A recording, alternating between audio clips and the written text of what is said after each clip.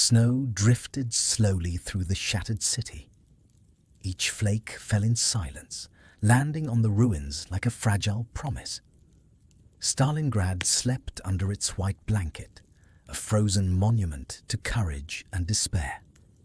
Among the rubble, a young Russian soldier moved carefully. His name was Alexei, 22 years old, born in a small village far from here. The cold bit into his skin, but he barely noticed it anymore. After months of fighting, pain had become a companion, not an enemy. He paused beside a broken wall, his breath forming clouds in the air. In the distance, faint echoes of gunfire rolled across the frozen Volga. Then silence again, deep and endless. Only the wind remained, whispering through the skeletons of buildings. Alexei looked around. Once, this had been a busy street. Children running, people laughing, windows glowing with light. Now it was a graveyard of bricks and glass. The snow softened everything, as if trying to hide the scars of war.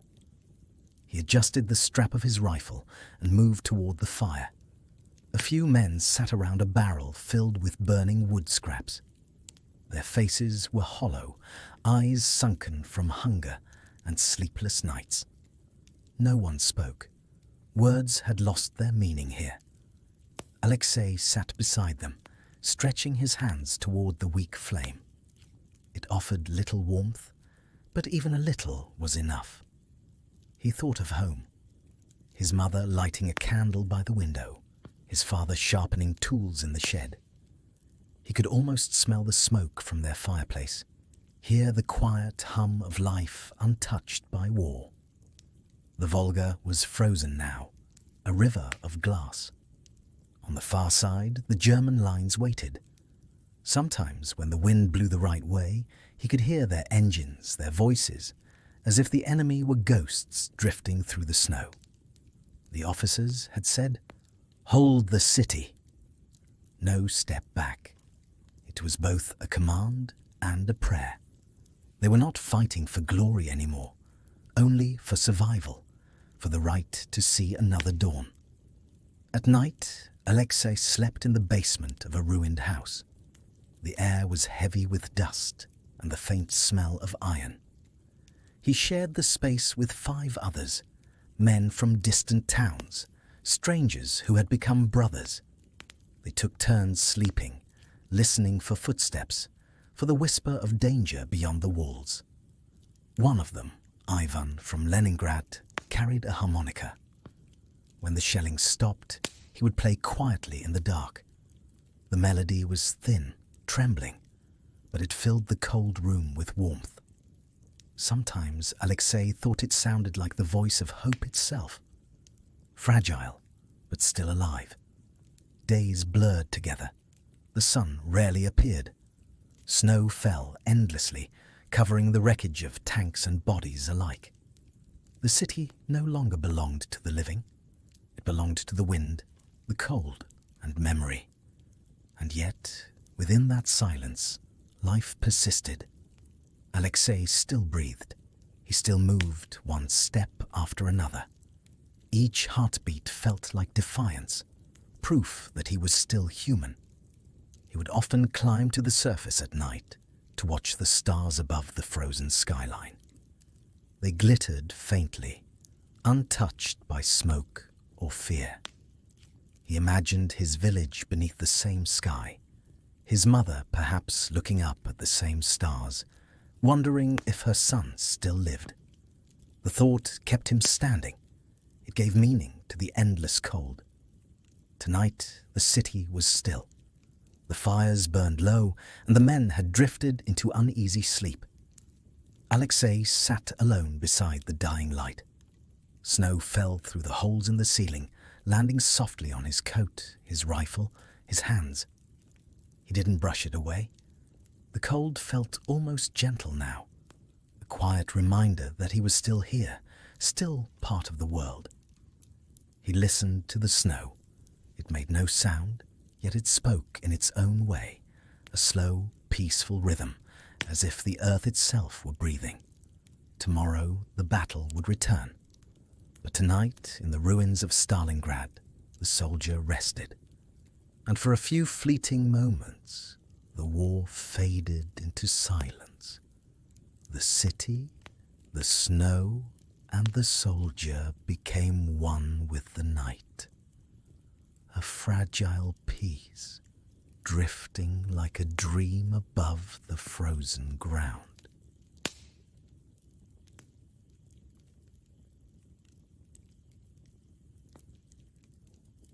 Morning came slowly, not with light, but with a pale grey mist rising from the ruins. The air was heavy with frost, and each breath hung motionless, like a ghost reluctant to fade. Alexei opened his eyes to the faint sound of footsteps above. The night's silence had ended.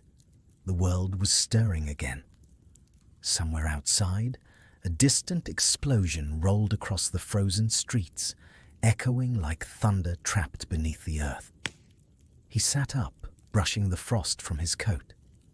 The others were already awake, moving quietly, checking rifles, tightening belts, sharing the last crumbs of bread left in their packs. Their movements were slow, deliberate, as if every gesture had learned the weight of exhaustion. "Patrol," one of them muttered. The word fell like a stone in the still air. No one replied, but they all understood. Orders came from above, and the living obeyed.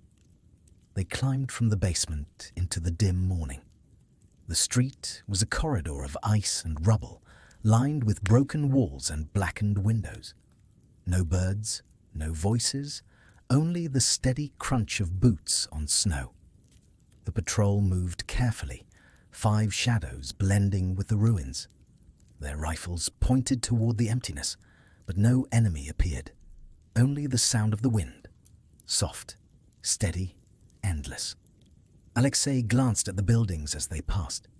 Here, a torn poster still clung to a wall. A smiling worker holding a hammer, faded and half buried in frost. He wondered who had pasted it there, and if they were still alive. The group stopped near a collapsed apartment block. A window frame leaned outward, its curtains frozen stiff like ghostly arms reaching into the cold. Inside, the floor was covered in snow and broken glass. Someone had once called this home. Now it was just another ruin swallowed by silence. They moved on. Far ahead, faint tracks crossed the snow. Boots, maybe German, maybe Russian. No one could tell anymore. The city had devoured all distinctions. Ivan, the man with the harmonica, walked beside Alexei. His lips were blue, his eyes dim but alert. He whispered, "You ever think about home?" Alexei nodded, though he didn't speak. Words felt too fragile in this frozen air. As they reached the corner, they heard a noise, a low metallic clatter. Everyone froze. Rifles lifted, eyes scanning the shadows. A moment later, a gust of wind swept through, pushing a tin can across the street. They exhaled together, half laughing, half trembling. "Even the wind plays tricks now," Ivan said softly. Alexei almost smiled. In a place where death waited behind every wall, even laughter felt like an act of rebellion. The patrol continued toward what used to be a factory. The iron gates were twisted and burned, but the walls still stood.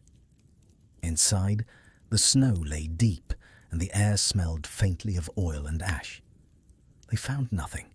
No enemy, no supplies, no sound. Only the quiet breath of the city itself, as if Stalingrad were alive and watching them. On their way back, Alexei paused near a collapsed archway. Something caught his eye. A child's toy, half buried in snow. A small wooden horse, missing one leg. He bent down and brushed it clean.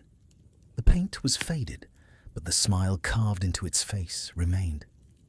He held it for a moment, feeling the roughness of the wood beneath his gloves.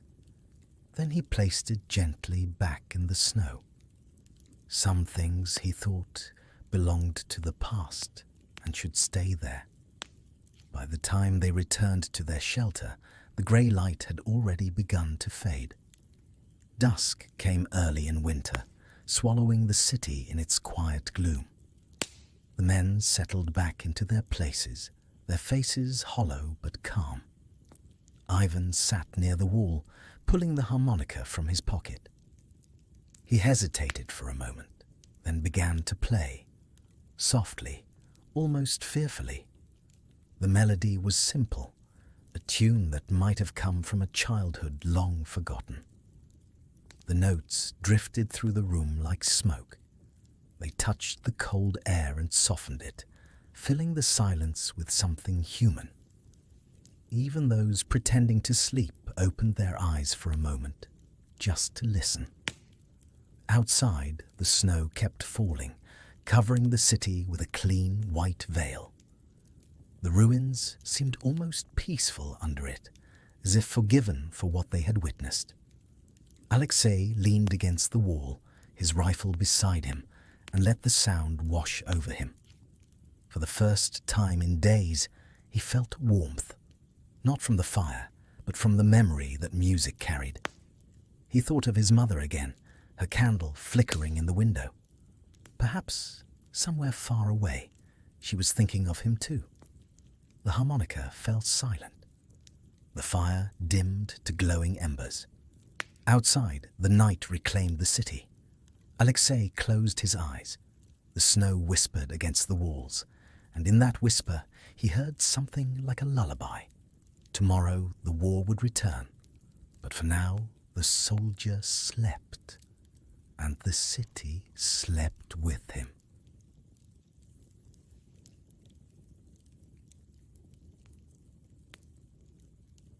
Dawn crept slowly over Stalingrad. The sky was pale, painted in shades of grey and silver, and the snow glittered faintly in the faint morning light. For a moment, the city seemed almost beautiful, quiet, motionless, untouched by war. Alexei woke to the soft crackle of firewood. Someone had found scraps from a broken crate, and a small flame danced weakly in the corner. Its light flickered across the damp walls, casting long shadows that trembled like ghosts. He stretched, feeling the stiffness in his shoulders. Sleep no longer brought rest, only pauses between exhaustion. Still, he was grateful for the warmth, for another morning to breathe. Outside, the air had softened. The wind no longer cut like a knife. It brushed gently across the snow, carrying with it a faint smell of smoke and iron. The sound of distant artillery came and went, muffled, like thunder heard from another world. Alexei stepped into the open street. His boots sank into the snow, each step leaving a small imprint that vanished within seconds. The city was changing. The snow had begun to melt along the rooftops, forming tiny rivers that trickled down cracked walls. Winter was loosening its grip, but death still lingered in every shadow. He walked alone for a while, past burned-out trucks and collapsed stairways. Somewhere nearby, a crow landed on a lamppost, its feathers black against the white morning. It looked down at him silently, as if studying the last human left alive. In the ruins of a bakery, he found a small loaf of bread, hard as stone. He brushed off the snow and broke it apart. The taste was bitter, but it was food, and in this place, that meant life. From the distance came a faint sound, a whistle carried by the wind. He turned his head. Ivan was standing at the corner, waving. They had been called again, orders to move toward the riverbank. The Volga gleamed under a thin layer of mist. Across its frozen surface, the enemy lines shimmered like a mirage. Gunfire cracked now and then, echoing across the ice, but no one seemed in a hurry to fight. Both sides were tired, two armies staring at each other through the haze, too cold and too broken to move. Alexei crouched behind a low wall, watching the distant horizon. Beside him, Ivan whispered quietly, telling stories about his family in Leningrad. He spoke of his sister, who used to sing in the evenings by the fire. Her voice, he said, sounded like the sea. Alexei listened, letting the words fill the silence between them. After a while, the conversation faded. Only the wind remained, a constant presence, like breath against the skin. Then, somewhere to the left, a flash of light. A shell struck a building nearby, the explosion scattering snow and dust into the air.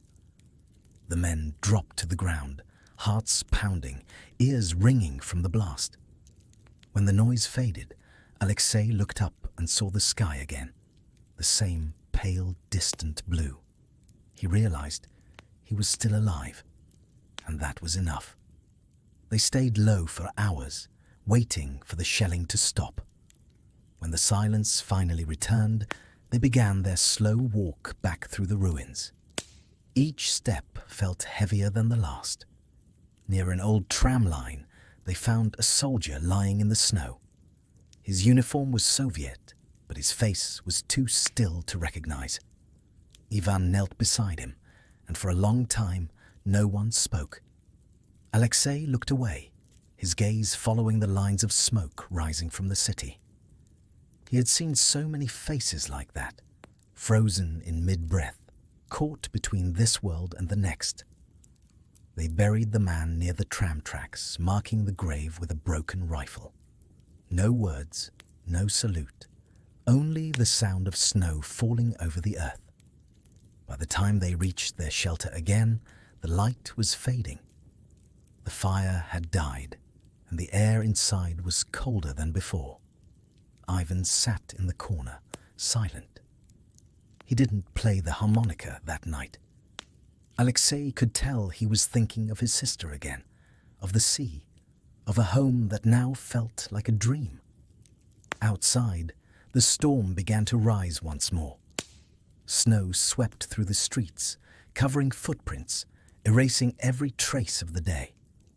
Alexei leaned back against the wall, listening to the wind hum through the cracks. He felt a strange calmness. Not peace, exactly, but acceptance. War had taken everything. Names, faces, voices. And yet, as he watched the snow swirl in the firelight, he realized something remained. The will to endure, the quiet promise of another dawn. He closed his eyes, and in the rhythm of the storm, he heard a distant melody, the faint echo of Ivan's harmonica, carried by the wind across the sleeping city. And for that moment, the soldier felt alive.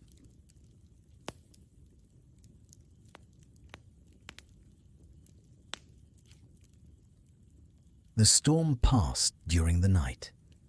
When morning came, the air was clear again, and the city lay beneath a smooth blanket of snow, white and silent as a painting. Alexei woke early. The fire had gone out, and thin light filtered through the cracks in the wall.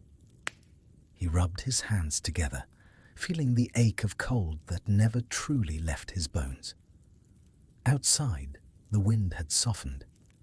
It carried a stillness that felt almost fragile, as if the world itself feared to make a sound.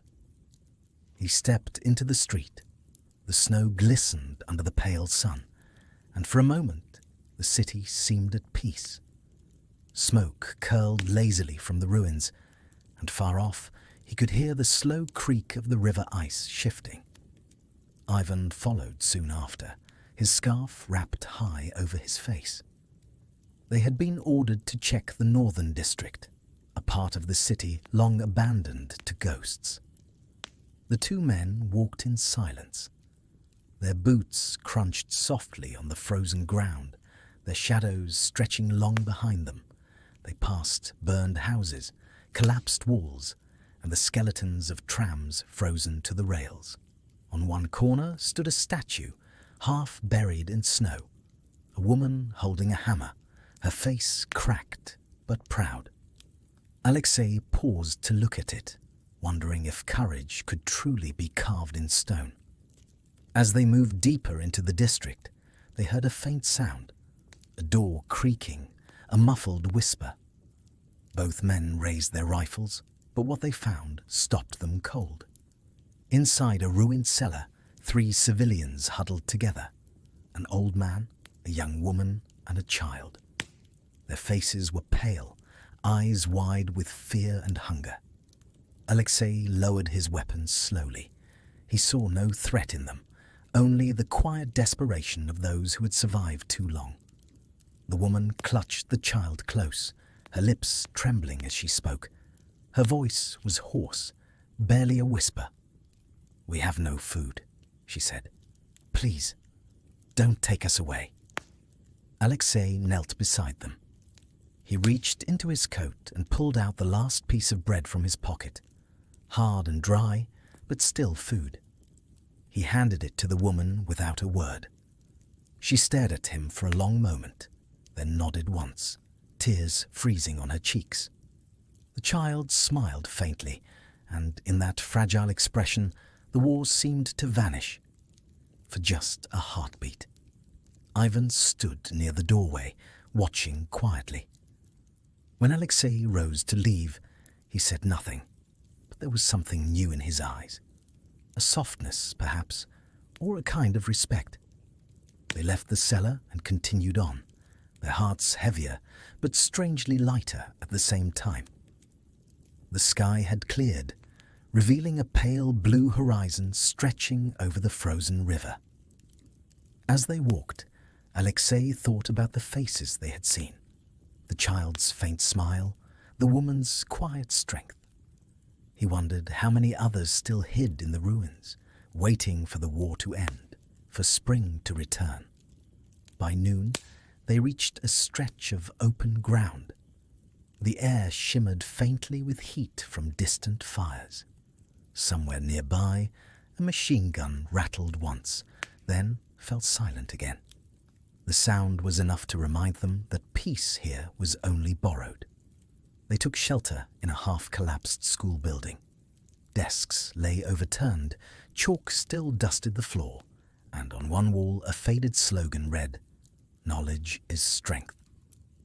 Ivan smiled bitterly. "Maybe that's why we fight," he murmured. Alexei didn't answer. He looked at the blackboard instead, a few words still visible beneath the dust. A lesson left unfinished. They stayed there until evening. Outside, the sun dipped low, casting long golden light through the broken windows. The snow turned amber, and the city seemed to glow from within. For a brief, impossible moment, Alexei imagined what Stalingrad might have looked like before the war. Children running through these halls, bells ringing, laughter echoing against clean walls. He closed his eyes, and the vision faded like smoke. When night came, they returned to their shelter. The others were already there, faces illuminated by the soft glow of a small fire. No one asked what they had seen. In this city, stories were heavy things. Better to carry them silently. Ivan finally took out his harmonica again. The notes rose slowly, trembling but clear. The melody drifted through the darkness, filling the cold room with something that almost felt like warmth. Alexei sat beside the flame, watching the shadows move across the walls. He thought of the civilians in the cellar, of the small smile that had survived amid so much ruin. Outside, the snow began to fall again, soft, endless, forgiving. And as the music played, the soldier closed his eyes. For a little while, the war was far away. Only the snow remained, and the quiet heartbeat of a city still refusing to die.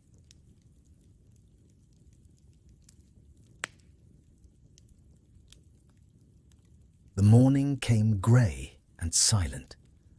The wind had changed direction, carrying with it the heavy scent of smoke and iron. Somewhere in the distance, artillery thundered again, rolling like waves over the frozen streets. Alexei sat by the fire, warming his hands over the faint orange glow. The flame was small, fragile, its light dancing across tired faces. No one spoke. The air was filled with the kind of silence that comes when words have lost their meaning. A messenger arrived just after dawn. Orders had come from the command post near the factory district. They were to cross the northern quarter and check for any remaining German positions near the river edge. It was a simple order, but everyone knew what it meant. Crossing open ground in daylight was a gamble between life and luck. Alexei adjusted his rifle strap and looked toward the others. Ivan met his gaze and gave a small nod. No one refused. There was no one else to send. They left as the light began to fade through the mist. Snow fell softly, blurring the outlines of the world. Their footsteps disappeared almost as soon as they were made, as if the city itself wished to erase them. They moved through alleys filled with rubble, past buildings that leaned like weary giants. Every window seemed to watch them. Every silence felt alive. At the corner of what had once been a library, they stopped. The front wall was gone, and inside books lay frozen in the snow, pages stiff, words trapped forever in ice. Alexei paused for a moment, running his fingers over one of them. The letters had faded, but he could still make out the title, On the Nature of Peace. He almost smiled at the irony. The wind shifted again. Voices echoed faintly through the ruins. Foreign, sharp, disciplined. German. They dropped to the ground instantly. Through the haze, Alexei saw 3 silhouettes near the riverbank, moving between the wreckage of a tram. He steadied his rifle, his breath clouding in front of him. But something in him hesitated. The figures were thin, their movements slow and weary. They were not advancing, not fighting, just trying to survive the same frozen morning. Ivan's voice was a whisper. "Do we shoot?" Alexei watched the enemy soldiers for a long moment. One of them stumbled, another reached to help. He saw in their faces the same exhaustion he felt, the same hollow hunger in the eyes. He lowered his rifle. "No," he said quietly. "They're like us." The others said nothing. The decision hung in the air, heavy but unchallenged. The Germans eventually disappeared into the fog, their footsteps fading into silence. When it was over, Alexei let out a breath he hadn't realized he was holding. For the first time in months, he felt something that resembled mercy, a small, fragile defiance against the endless rhythm of killing. They returned by nightfall. The city was quiet again, wrapped in its shroud of snow and smoke. Inside their shelter, the fire burned low. Ivan sat in the corner, his harmonica resting on his knee. He didn't play this time, just stared at the flame, lost somewhere far away. Alexei sat beside him. Neither spoke for a long time. The silence was not empty, it was full. Full of memories, of faces, of things neither could bring themselves to say aloud. Outside, the wind began to rise, whispering through the cracks of the ruined walls. It sounded almost like the sea. Alexei closed his eyes. He imagined waves instead of snow, sand instead of ash. He imagined his mother's voice calling him from a porch that no longer existed. He opened his eyes again and saw only the flicker of the dying fire. He wondered if, somewhere across the river, one of those German soldiers was sitting beside his own small flame, thinking the same thoughts, remembering the same kind of home. Perhaps, Alexei thought, this was what it meant to be human, to remember warmth even when surrounded by cold. He leaned back against the wall, letting the rhythm of the wind lull him. Outside, the snow began to fall once more, each flake catching the faint light from the fire.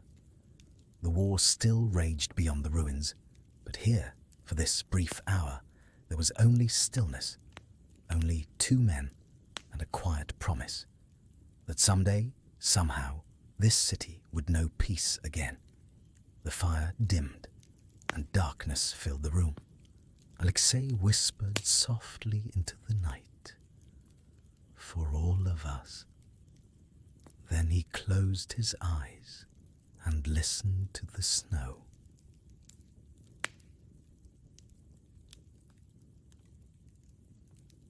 The days passed slowly. The snow thickened, then softened again, as if the world itself could not decide whether to freeze or to thaw. Alexei no longer counted time. The war had turned days into one endless winter.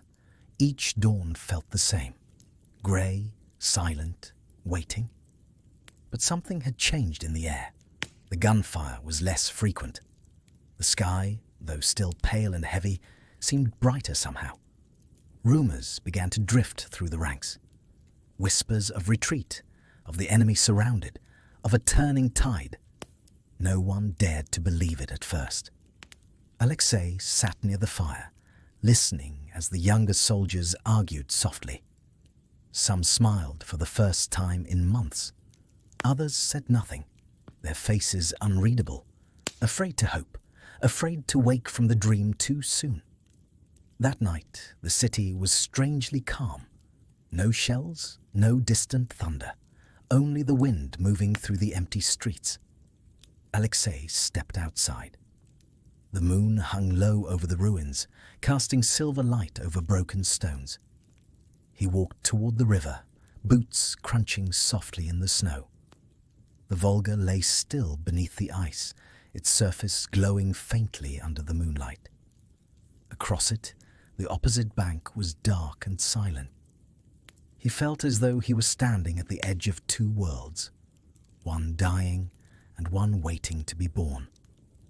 He remembered the first day he arrived here, the noise, the chaos, the impossible orders shouted through smoke and fire.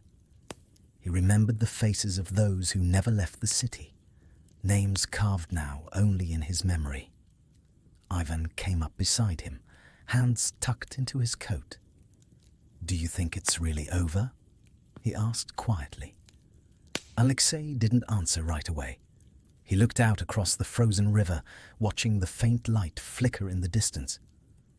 "Not yet," he said softly, "but maybe soon." The two men stood in silence for a long time. The wind carried no scent of gunpowder now, only snow, only winter. The following morning, a runner arrived from the command post.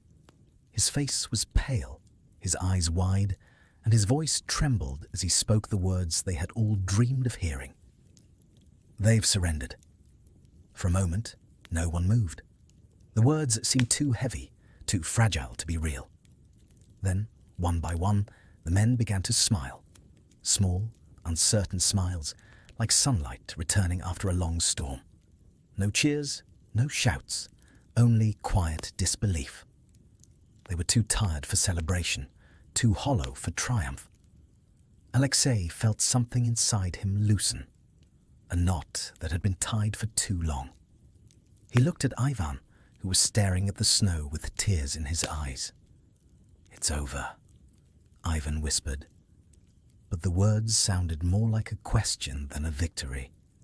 They spent the rest of the day in silence, watching the sun rise higher than it had in months. The city was still broken, but for the first time, the air no longer smelled of death. That evening, Alexei returned to the river once more. The sky was painted in gold and grey, and the snow glowed softly under the fading light. He sat on a piece of fallen stone and listened to the quiet. No gunfire, no screams, only the sound of the wind and the distant creak of the ice. He thought of the people in the cellar, of the child's smile, of Ivan's harmonica, of all the moments that had kept him human in a place designed to erase humanity. War had taken everything, and yet, somehow, he was still here. He reached into his coat pocket and pulled out a small object, a harmonica, scratched and worn. Ivan had given it to him earlier that day. "Play it," he had said, smiling faintly. "For them." Alexei lifted it to his lips and let a single note drift into the air. It wavered softly, rising over the river, fading into the vast stillness of the night. The sound was fragile, but in that moment it felt like the heartbeat of the world. He closed his eyes, and the snow began to fall again. Slow, gentle, endless. Each flake a memory, each breath a promise. When morning came, the city would begin to wake again. New voices would rise among the ruins, and life, timid but steady, would find its way back through the frost. But for now, Alexei simply sat in the snow, watching the horizon blush with the first light of dawn. And as the sky turned from grey to gold, he whispered quietly to himself, "For peace, and for all who will never see it." The wind carried his words away, and Stalingrad slept, a city of ghosts, wrapped in the calm of a long-awaited silence.